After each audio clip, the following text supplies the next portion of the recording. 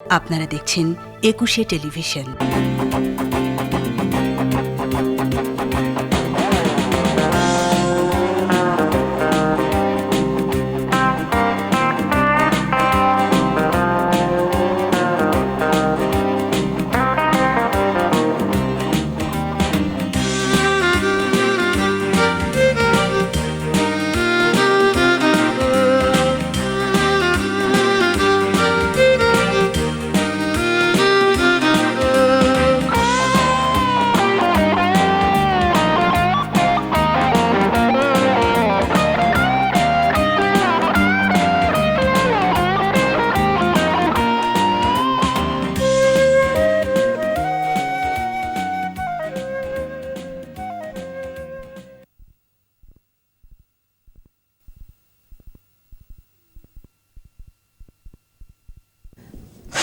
নাইলা, কেঁদো না।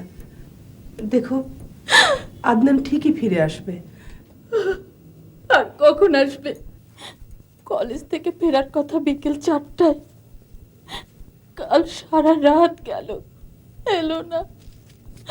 আজকের দিনটাও যায় যায়। প্লিজ প্লিজ নাইলা, শান্ত হও, শান্ত হও।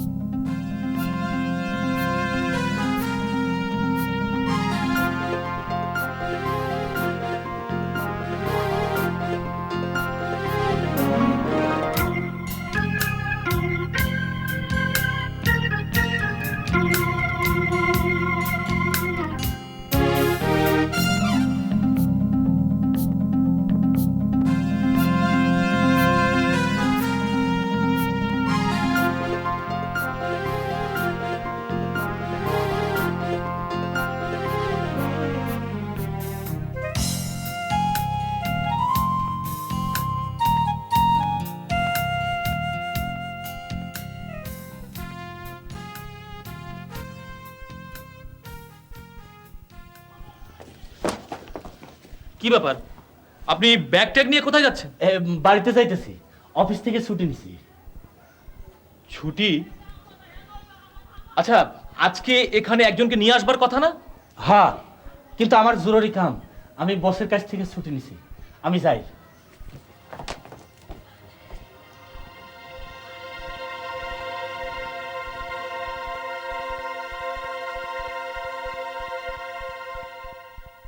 আপনি সত্যি কথা বলুন, আমি কথা দিচ্ছি আপনার কোনো ক্ষতি হবে না। স্যার, আর কেবা করে কব, সে আমার চাচাতো ভাই। এই ব্যবসার কাজে না সিটে গান গেছে, 2-1 দিনের মধ্যে চলে আসবো না। এসব বলে কোনো লাভ হবে না জলিল মিয়া, আমরা জানি উনি আপনার কেউ না, তবু আপনার মুখ দিয়ে বলাতে চেয়েছিলাম যাতে আপনি মামলা মোকদ্দমার হাত থেকে রেহাই পেয়ে যান। স্যার, এহ জীবনে মিশা কথা কইতে শিখি নাই স্যার। তার যদি আমার জেল ফাঁস হয় তাও সই, তবু স্যার মিশা কথা কইতে পারবো না। তাই নাকি? তো মিস্টার সত্যবাদী, তা আপনি এর আগে 2বার অ্যারেস্ট হয়েছিলেন কেন? কে? জবাব দিচ্ছেন না কেন? স্যার, এবার করে কোয়েন না স্যার, বড় লজ্জা পায়। আমি না স্যার 2 নম্বর লাইনে চলে গেছিলাম, সেইখান থেকে আমার টাইমে তুলছে কবির মিয়া, একটা ফিরেস্তার মতো মানুষ স্যার। জলিল মিয়া, শয়তানও ফেরেশতা ছিল। একটু কি কন স্যার?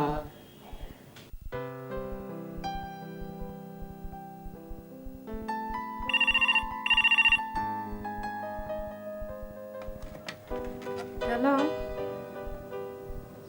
হ্যালো হ্যালো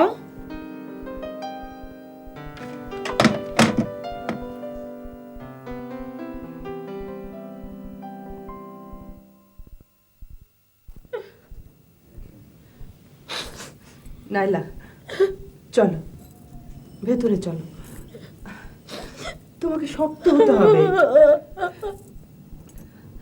আমার মনে হয় এটাও ওই সব লোকেদেরই কাজ যারা ছেলে মেয়েদের ধরে নিয়ে যায় আবার কিছুদিন পর ছেড়ে দেয়। হ্যাঁ চলো চলো তো, ওঠো।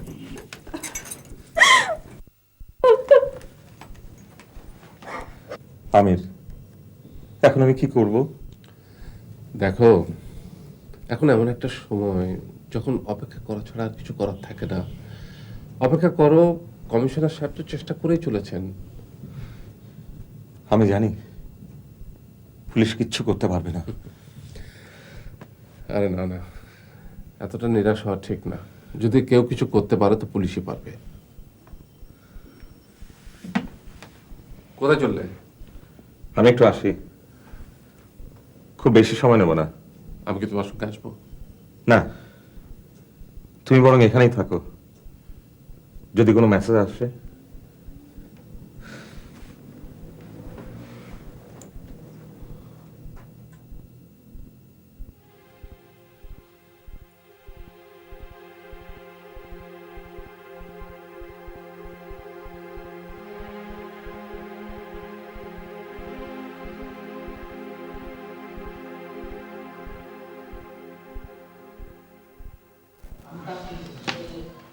কি পাহারাদার ভাই, খেলবেন নাকি? আরে আসেন আসেন। আরে ভাই, এত পর ভাইবেন না, বুঝছে? মানুষ খারাপ হইলেও আপনি তো আমাকে দলেরই মানুষ। আহেন আহেন আহেন। আমি তাস খেলতে জানি না। আরে শিখাই দেবো না। আমাকে পিটার খুব ভালো তাস খেলা জানে। 3 কার্ড, 9 কার্ড, কাচ্চু, রামি, 29। কামা পিটার, স্যার আপনি এত রাইতে? তোমরা দুজনে এসো আমার সাথে, এসো।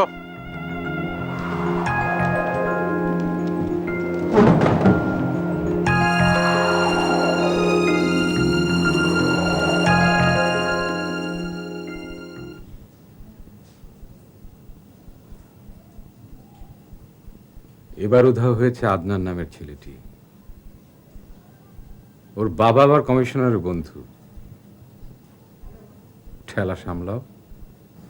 আচ্ছা মুন্নি, সেদিনের পর আর রবির সঙ্গে তোমার দেখা হয়েছিল? আমার সাথে দেখা হবে? কবে? কোথায়? না না, এমনি জিজ্ঞেস করছিলাম। অনেক রাত হয়েছে, চেঞ্জ করে নাও। কোথায় ওঠো? চলো।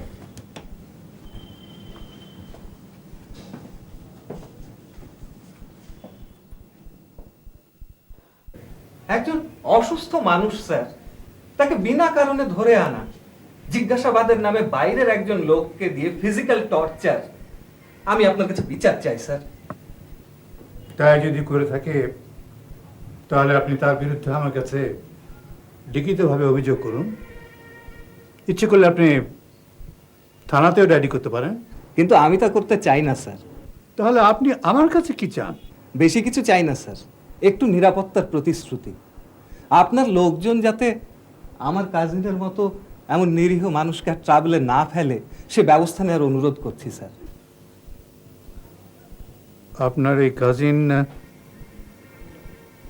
কি আসলেই নিরীহ লোক? 100% নিরীহ স্যার। ঠিক আছে, আপনারা যান, আমি দেখি কি ব্যবস্থা নেওয়া যায়। Thank you sir. আসসালামু আলাইকুম। আচ্ছা।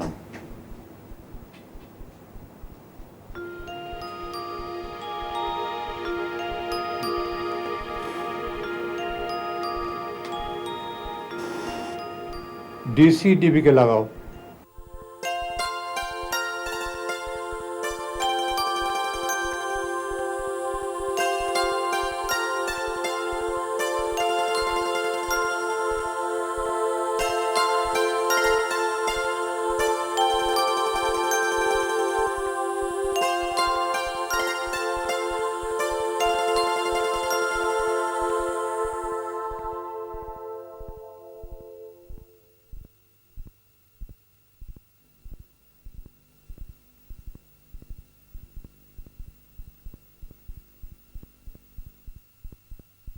স্যার, সৈকত কারোর উপর ফিজিক্যাল টর্চার করেনি। ইন্টারোগেশনের সময় আমার লোক সেখানে প্রেজেন্ট ছিল। কিন্তু লোকটার শরীরে ফিজিক্যাল টর্চারের চিহ্ন আমি নিজে দেখেছি। মাথায় ব্যান্ডেজ। স্যার, অন্য কোনোভাবেও তো আঘাতটা লাগতে পারে। স্যার, ক্রিমিনালদের ছলের অভাব হয় না। তবুও আমি ব্যাপারটা ইনকোয়ারি করে দেখব। কিন্তু আদনানকে উদ্ধার না করা পর্যন্ত আমার তো টেনশন কমছে না। ওর বাবা রকিবউদ্দিন আর আমি আমরা দুজন ছিলাম অত্যন্ত ঘনিষ্ঠ বন্ধু। টাঙ্গাইলে আমি যখন এসডিপিও, উনি তখন এসডিও। তারপরে উনি চাকরি ছেড়ে দেওয়ার পরেও আমাদের রিলেশনশিপটা থেকেই গেছে। ওনার বন্ধু খান মন্ত্রী সাহেবকে তুমি তো চেনো। স্যার,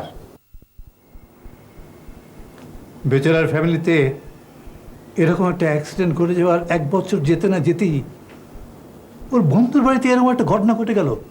স্যার, আমার মনে হয় এই ব্যাপারটা ওই একই গ্রুপের কাজ। আমাদের কিছু একটা করতে হবে মতিয়ার, নালে পুলিশ ডিপার্টমেন্টের উপর মানুষের আস্থা হারিয়ে ফেলবে।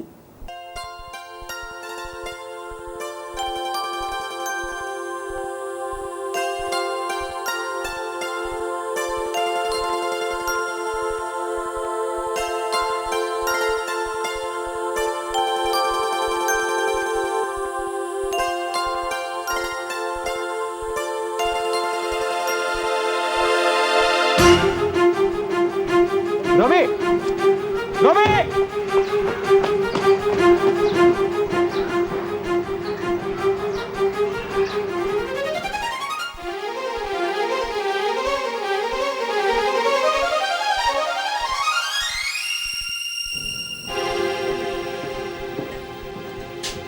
কি ব্যাপার তুমি এই সময়?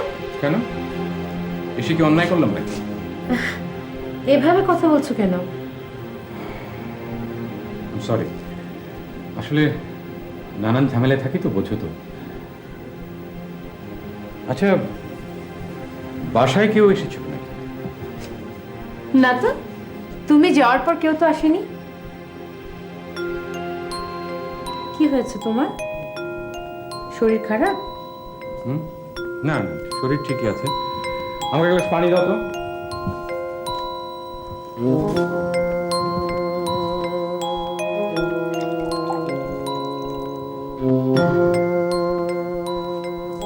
নাও, খেয়ে যাও। সময় নেই, চলি।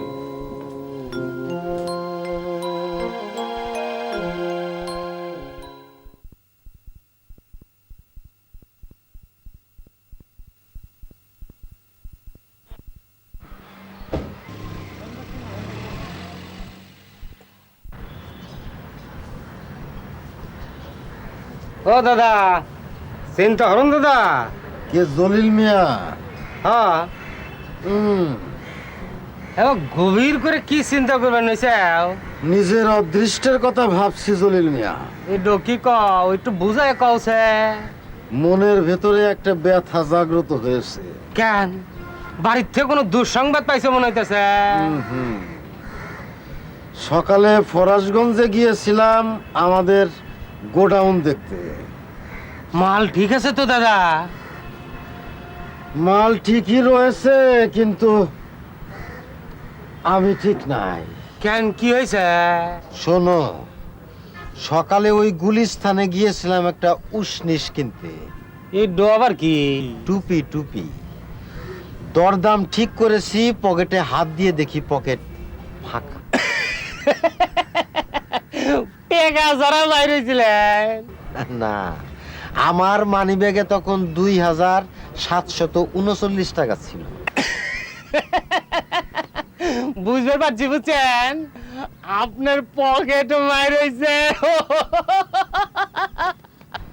হাই সোনা, হাই সোনা, আমার মতো একটা ক্রিমিনাল প্রাক্তন পকেটমার, তার পকেট ছাপা হয়েছে, এটা কিরকম একটা লজ্জার কথা বলো দেখি।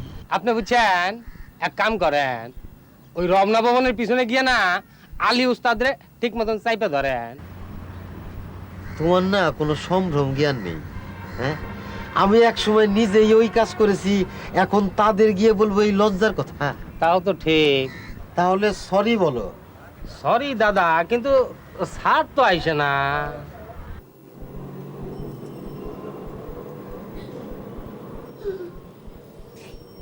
নালা, আমি তো চেষ্টা করছি। কি চেষ্টা করছো? একমাত্র ছেলে হারিয়ে গেছে, তুমি কেমন বাবা? দিব্যি খাচ্ছ, দাচ্ছ, ঘুমাচ্ছ, অফিস করছো। নালা, নালা প্লিজ, আমরা সবাই আদনানকে খুঁজে পাওয়ার চেষ্টা করছি। এখন পর্যন্ত কোনো ট্রেস পাওয়া যায়নি সত্য, কিন্তু তারপরেও তো আমাদেরকে বেঁচে থাকতে হবে। বেঁচে থাকার এত ইচ্ছে তোমার? ছেলের বিনিময়ে বেঁচে থাকতে চাও তুমি? নালা, অবুজের মতো কথা বলো না। আদনানের তুমিও যেমন মা, আমিও তেমনি ওর বাবা। আমার জীবনের বিনিময়ে কেউ যদি আদনানকে খুঁজে পাওয়ার নিশ্চয়তা দিত, তাহলে হয়তো আমি তাই করতাম। আমি বিশ্বাস করি না, আমি তোমাদের কারোর কোনো কথা বিশ্বাস করি না, আমি বিশ্বাস করি না।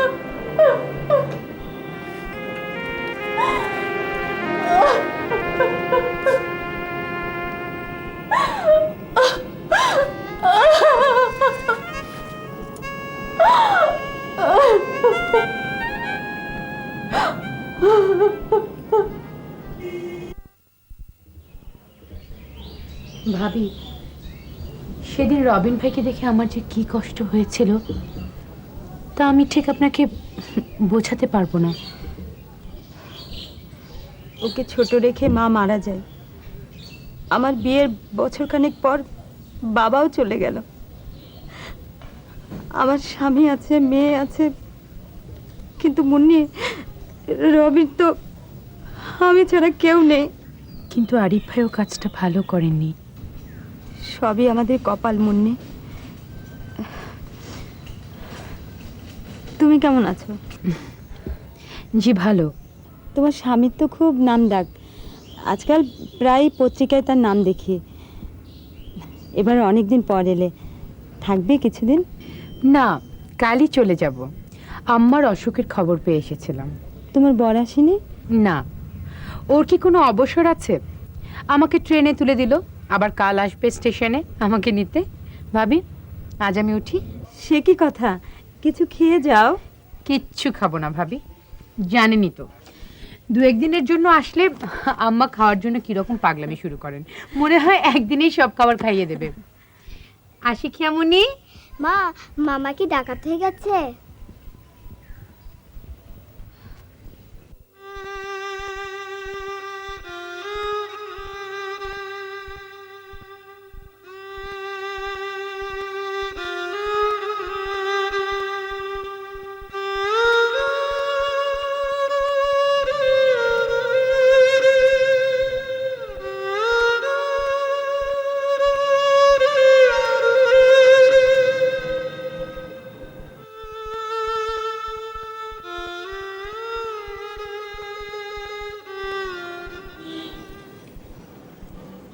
এত চমৎকার তুমি বাজাও কি করে? এ সুর হতাশার, বেদনার আর যন্ত্রণার। আমি মা, সন্তান হারানোর বেদনা আমার ঠিক কে আর ভালো বোঝে।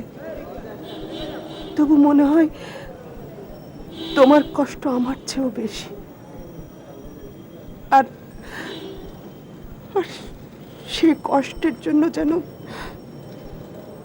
আমি কিছুটা দায়ী।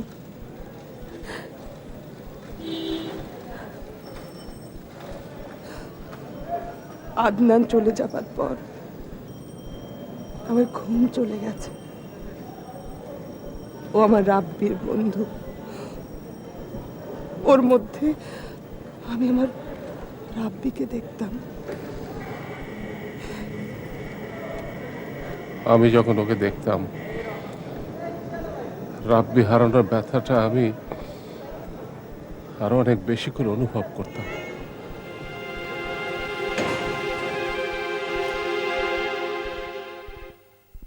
দেখুন, আমি শান্তিকামী নির্বিবাদী মানুষ, আমার পিছনে এভাবে লাগাটা ঠিক হয় না। কোন এক রকিব সাহেবের ছেলে হারিয়ে গেছে, তার জন্যে পুলিশ আমার অসুস্থ কাজিনকে নিয়ে টানাটানি শুরু করবে? দেখুন, ভুল তো হতেই পারে। আপনি পুলিশের হয়ে কাজ করছেন ভালো কথা, কিন্তু আমার কাছে মিথ্যে পরিচয় দিলেন কেন? আরে ভাই, আমরা হচ্ছি বিবেকবান মানুষ, কোথায় অপরাধ দমন করতে আমরা একজোট হয়ে কাজ করব, তা না আমাদেরকেই অপরাধী প্রমাণ করার জন্য উঠে পড়ে লেগেছেন। আই এম সরি মিস্টার কবির, আমি কি একটা ব্যাপারে আপনার সাহায্য পেতে পারি? বলুন। রকিব সাহেবের ছেলে আদনানের অপহরণকারীদের ব্যাপারে কোনো তথ্য দিয়ে কি আপনি আমাকে সাহায্য করতে পারবেন? জি না, কারণ আমি পুলিশ কিংবা আপনার মতো সো কল্ড প্রাইভেট ডিটেকটিভ নই। সরি, কিছু মনে করবেন না, বুঝতেই পারছেন এই কেসটা নিয়ে ভীষণ ঝামেলায় পড়ে গেছি। আরে ভাই, আপনি ঝামেলায় পড়েছেন তো আমি কি করব? দেখুন, এর আগে দুই একজন ছেলে মেয়েকে অপহরণ করা হলো, পরে আবার তাদের ছেড়ে দেওয়া হলো। ওদেরকে জিজ্ঞাসাবাদ করলাম, ওরা বললো যে একটা নির্জন বাড়ি আর একজন জিন্স পরা আঙ্কেল। এখন বলুন, এই সারা বাংলাদেশে কটা নির্জন বাড়ি আমি খুঁজবো, আর এই জিন্স পরা প্রত্যেকটা তরুণকে আমি ডেকে ডেকে জিজ্ঞেস করবো? আরে ভাই, আমি তো শুনেছি যে এলিফ্যান্ট রোডের দোকানে প্রতিদিন 3000 জিন্সের প্যান্ট বিক্রি হয়। এ তো দেখছি আমার চিন্তা হরণের মতোই গর্ধব। পুলিশ একে ইনভেস্টিগেশনের দায়িত্ব দিল কেন?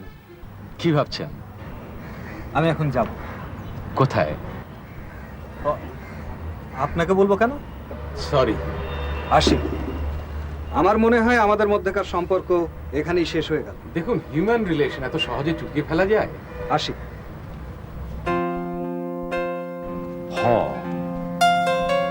ফরিদাবাদ, ফকিরাপুল, ফরাশগঞ্জ। হ্যাঁ হ্যাঁ, আরে সব কথা ভুলে যাও কেন? প্রপার টাইমে প্রপার কাজটা তোমরা কখনোই করতে পারলে না। আরে হ্যাঁ হ্যাঁ, ফরেশগঞ্জ। ননসেন্স।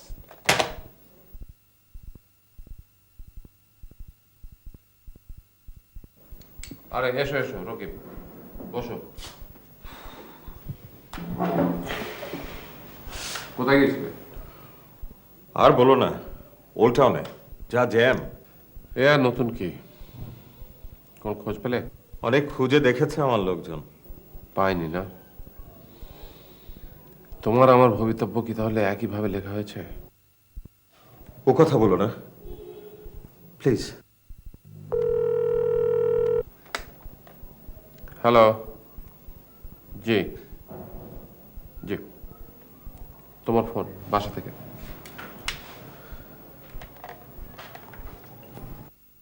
হ্যালো, হ্যাঁ বলছি। কি বলছো? ফোন করেছিল? 50 লক্ষ টাকা?